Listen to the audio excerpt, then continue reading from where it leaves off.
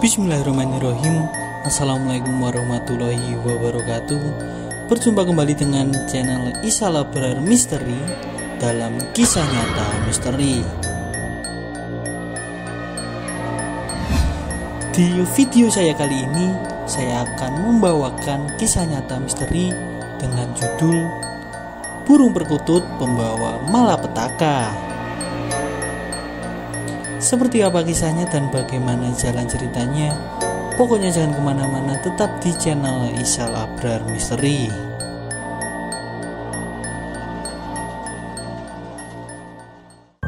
Kisah nyata misteri ini saya dapatkan dari salah satu tamu ayah saya, di mana ayah saya itu berprofesi sebagai praktisi supranatural.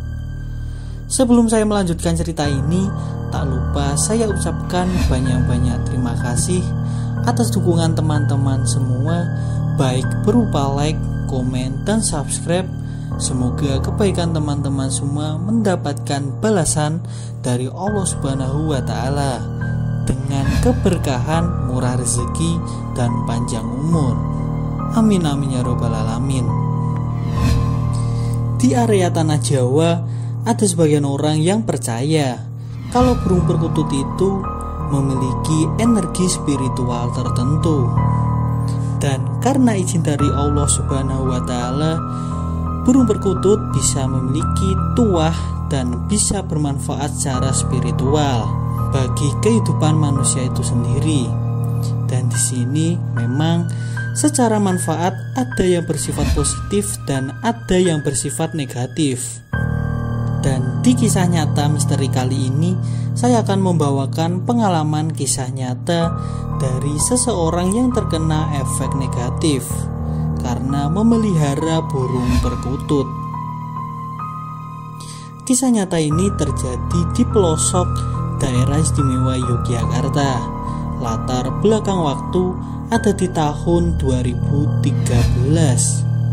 Narasumber kita kali ini kita sebut saja namanya dengan nama Mas Poniman. Tentu ini hanya nama samaran. Mas Poniman ini merupakan tamu dari ayah saya. Kisah ini bermula di hari Minggu pagi, dan secara penanggalan kalender Jawa masuk pada hari Minggu Kliwon. Dan di utara kota Yogyakarta ada pasar tradisional. Di setiap pasaran Kliwon, pasar ini ramai sekali pedagang dan juga pengunjung. Di pasar ini juga menjual hewan ternak dan juga burung. Mas Poniman sengaja datang ke pasar ini karena ada niat dalam hati ingin membeli burung perkutut untuk dijadikan hewan peliharaan. Dan Mas Poniman ini memang sangat hobi memelihara burung, terutama burung perkutut. Pagi itu pasar ramai sekali. Mas Poniman berjalan-jalan di area pasar yang khusus blok pedagang burung. Dan di pojokan pasar ada pedagang burung langganannya. Beliau langsung datang menghampiri. Terlihat di sini banyak sekali burung perkutut yang ada di dalam satu kandang besar. Dan mulailah Mas Poniman mengamati burung-burung perkutut yang ada di dalam kandang besar tersebut. Mas Poniman mengamati dengan seksama burung-burung perkutut yang ada dalam kandang besar. Lalu terlihat ada satu ekor burung perkutut yang warnanya abu-abu gelap. Bahkan bisa digambarkan burung ini berwarna hitam gelap. Dalam hati beliau merasakan agak aneh, karena biasanya burung perkutut itu berwarna abu-abu terang atau bergaris-garis hitam. Akan tetapi burung perkutut ini warnanya abu-abu gelap dan bergariskan putih. Terlihat di sini burung perkutut ini matanya berwarna kuning terang, dan dari sorot matanya terpancar hawa mistis yang kuat sekali. Dan ada keanehan lagi, kata Mas Poniman. Semakin beliau memandang burung tersebut, hatinya semakin tertarik. Dan seolah-olah hati Mas Poniman langsung jatuh hati pada burung perkutut tersebut dan ingin sekali membelinya dan memeliharanya di rumah. Dengan diawali dengan tawar-menawar harga, akhirnya burung perkutut tersebut dibeli oleh Mas Poniman. Lalu Mas Poniman bergegas pulang dan membawa burung perkutut tersebut. Beliau menggambarkan ada keanehan selama perjalanan pulang. Jadi sepeda motor yang dikendarainya jalannya terasa begitu berat, seperti membawa beban ratusan kilo. Dengan pelan-pelan dan hati-hati, akhirnya beliau sampai di rumahnya. Sesampainya di rumah, segera Mas Poniman memasukkan burung perkutut di dalam sangkar, dan sangkar tersebut ditaruh di teras depan rumahnya. Waktu itu menunjukkan jam 12 siang. Lalu terdengarlah suara azan zuhur berkumandang. Ada keanehan yang terjadi, kata beliau. Di saat suara azan terdengar sangat merdu, burung perkutut ini terlihat gelisah dan tidak tenang. Lalu burung ini terlihat mengeluarkan suaranya. Suara burung perkutut ini terdengar begitu keras dan merdu, seolah burung perkutut ini ingin menandingi suara azan zuhur yang berkumandang. Dan setelah suara azan selesai, burung perkutut ini juga berhenti bersuara dan terlihat tenang kembali di dalam sangkar. Detak jam terus berjalan dan memasuki waktu sholat asar. Dan terjadi keanehan lagi, kata Mas Poniman.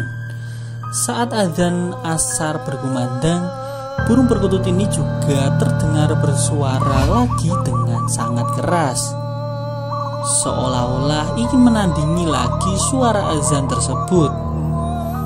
Burung perkutut ini juga terlihat gelisah kembali, seperti kejadian pas waktu siang tadi. Saat azan asar selesai berkumandang, burung perkutut ini juga selesai bersuara. Dan fenomena aneh ini juga terjadi di saat terdengar suara azan maghrib dan juga suara azan isya. Melihat fenomena ini, di hati Mas Poniman ada perasaan takut dan was-was. Beliau merasakan kalau burung perkutut ini bukanlah burung perkutut biasa. Ada energi negatif yang sangat kuat sekali terpancar dari badannya. Akan tetapi Mas Poniman berusaha mengabaikan getaran aura negatif tersebut, karena beliau sudah terlanjur suka dengan burung perkutut ini. Waktu terus berjalan dan matahari sudah terbit dari ufuk timur. Masuklah di hari Senin pagi, dan Mas Poniman mulai beraktivitas dan bekerja. Sebagai gambaran, Mas Poniman ini adalah pedagang sembako. Beliau termasuk pedagang yang sukses. Beliau memiliki 3 toko sembako. Toko yang utama ada di depan rumahnya, dan 2 cabang toko lainnya ada di daerah selatan Yogyakarta. Setiap hari ketiga, tokonya ini laris manis dan banyak konsumen dan juga pelanggan yang berbelanja di tokonya. Waktu itu hari Senin jam 8 pagi, Mas Poniman mulai membuka toko bersama 2 karyawannya. Dan karena rasa sukanya kepada burung perkutut yang dibelinya di hari Minggu kemarin, sangkar burung perkutut ini ditaruh di depan toko. Sangkar burung ini digantung di bawah plafon depan tokonya. Mas Poniman menggambarkan ada situasi aneh di tokonya, yang biasanya dari jam 8 pagi sampai jam 5 sore banyak pelanggan yang datang. Akan tetapi di hari Senin ini sama sekali tidak ada pelanggan yang masuk ke tokonya. Jadi terlihat apabila ada pelanggan yang datang, terlihat terhenti di depan toko. Dan anehnya, pelanggan yang ada di depan toko terlihat bingung dan hanya menoleh ke kiri dan ke kanan. Lalu setelah itu pelanggan pergi, dan Dan saat pelanggan ini dipanggil-panggil Mas Poniman, terlihat pelanggan ini seolah-olah tidak mendengar dan tidak melihat kehadiran Mas Poniman. Dan pelanggan ini terlihat bergegas segera pergi meninggalkan toko Mas Poniman. Mas Poniman melanjutkan ceritanya. Jadi di hari Senin itu, dari pagi sampai sore, sama sekali tidak ada pembeli yang berbelanja. Ada feeling yang sangat kuat di hati beliau. Kalau permasalahan sepinya pembeli ini karena efek dari burung perkutut yang beliau pelihara. Dan beliau ada rencana di hari Selasa pagi mau menaruh burung perkutut ini di salah satu cabang toko sembakonya yang ada di area Jogja Selatan, sebagai pembuktian apakah burung perkutut ini memang benar-benar penyebab dan menjadikan toko sepi dan tidak ada pembeli yang masuk dan berbelanja. Waktu itu Selasa pagi jam 8. Mas Poniman sudah berada di cabang tokonya yang ada di Jogja Selatan. Seperti hari Senin kemarin, setelah toko dibuka, burung perkutut tersebut dan sangkarnya digantung di bawah plafon depan tokonya. Mas Poniman mengamati dengan seksama dan benar-benar di luar nalar. Kejadiannya persis sama seperti yang di toko pusat pas hari Senin kemarin. Hari itu cabang toko beliau juga benar-benar tidak ada pembeli yang berbelanja di tokonya. Seperti yang saya ceritakan di awal tadi, Mas Poniman ini merupakan tamu dari ayah saya. Beliau mengalami fenomena aneh ini dan langsung menemui ayah saya dan menceritakan perihal burung perkutut ini. Dan dengan ilmu kebatinannya, ayah saya segera mengecek burung perkutut tersebut. Setelah dicek dengan ilmu kebatinan, akhirnya ayah saya mendapatkan gambaran kalau burung perkutut ini memang bukan burung perkutut biasa. Dan sangat terlihat jelas kalau aura yang dipancarkan dari burung perkutut ini, auranya berwarna merah darah. Dan kalau dilihat dengan mata batin, terlihat di samping burung perkutut ini ada sosok ular berwarna hitam bergaris-gariskan putih. Dan sorot matanya berwarna merah menyala. Melihat fenomena ini, ayah saya langsung menyarankan kepada Mas Poniman untuk melepaskan burung perkutut tersebut, dan melepaskannya harus di area dekat pantai selatan, biar secara kebatinan auranya negatif benar-benar bisa hilang. Lalu Mas Poniman segera melaksanakan apa yang disarankan oleh ayah saya dan segera menuju area pantai selatan untuk melepaskan burung perkutut tersebut. Alhamdulillah, setelah burung perkutut ini dilepaskan, usaha Mas Poniman kembali berjalan normal dan tidak ada gangguan yang sifatnya gaib maupun supranatural lagi.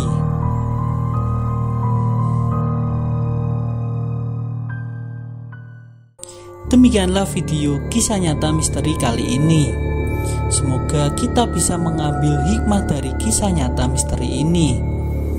Saya memohon maaf apabila ada kata-kata yang kurang berkenan di hati teman-teman semua. Jangan lupa untuk like, komen, dan subscribe di channel dan juga video ini agar channel ini bisa berkembang dan lebih baik lagi untuk kedepannya. Kita bertemu kembali di kisah nyata misteri lainnya minggu depan. Dari saya cukupkan sekian. Wabillahi taufiq wal hidayah. Wassalamualaikum warahmatullahi wabarakatuh.